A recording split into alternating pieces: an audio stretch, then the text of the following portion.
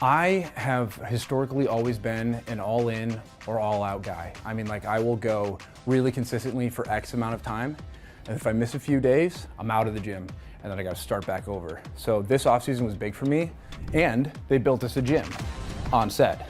We're going to be in there sweating and slapping ass. It's going to be awesome. Hi, I'm Belmont Camelli, and today I'm going to show you what my workout looks like.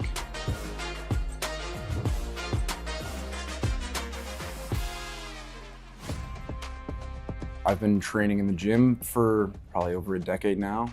Workouts have changed quite a bit since I was like 150 pounds playing football in high school. But yeah, I need to lift for my brain more than anything.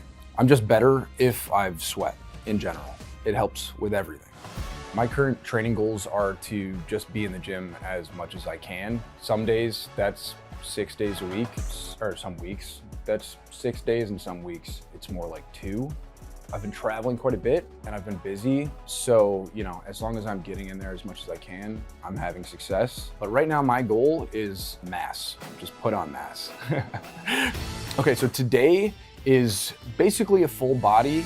No, that's not true. Today is an upper half day. I'm gonna hit back, chest, and arms. I do a bro split. I've tried other stuff. I just prefer push-pull legs. It's just more fun for me. All right, let's get into it. Every time I start a workout, I start with body weight and I just go to failure. Pull-ups are my favorite back movement. In my opinion, it's the best thing you can do. It targets the whole back. And there's nothing more satisfying than getting one more pull-up. That's what I'm all about. Have I always been doing pull-ups? I mean, like, I had the bar on my like bedroom door. It's good. You can just like be walking around the house, bang out a few pull-ups, it never hurts. Chin-ups are good too. On my back by days when I'm doing bicep heavy. Oh. And then you can just dead hang. Okay, that's one set. Usually do 3. So we're gonna do flies now, from low to high. So you can get that upper shelf. You can't live without it. The hockey player body type is not really one thing. When I booked the role, I mean, I had to learn how to skate. That was the first thing. But as far as my physique goes, my goal has not been to like drop down to like 5 or 6% body fat. It's just been to put on mass. Hockey players are taking hits all the time. The heavier you are, the better. And I take hits all the time because I skate fast into the boards because sometimes I can't stop. So the more meat I have on my bones, the safer I am. The guys will be on the other side of the ice and they don't even turn their head. They just go, "Good work, Bell." I go, "Thank you." When we're done skating, we go to the gym. And then we all talk about which movement is better and who's doing which movement right. And I think most of us are always wrong. Steven's the strongest. We call him bare body chicken legs because he's enormous in his upper half. And the nickname speaks for itself, but he can move weight. He's got the biggest, weirdest body, and we love him. We love him for it. I love training back. Push days, I always start on a push day, because it's like, whoop-de-doop-de-dee, you can just push. Back days, you turn up the heavy metal, and then you really just like, you burn some demons. All right, so we're gonna do arms. Arms are sick. Arms are so sick. You don't use this. You don't need that. You just need this little guy right here. I like to kind of put that pinky in there just to feel something. And then that's the whole thing right there. Hockey is so hard. I get so pissed off when I'm learning how to skate. It's very frustrating because it's very new to me and I'm competitive. Steven is the only one who plays hockey, but for some reason, I'm very competitive with Steven about hockey. Probably because he knows I'm faster than him. My goal is really just to like have success on a beer league team someday. I just want to fucking rip one deep in a live game. That's what I'm aiming for. Like, able to scrimmage is a very good goal for me. And I can lift one leg up, which feels really cool.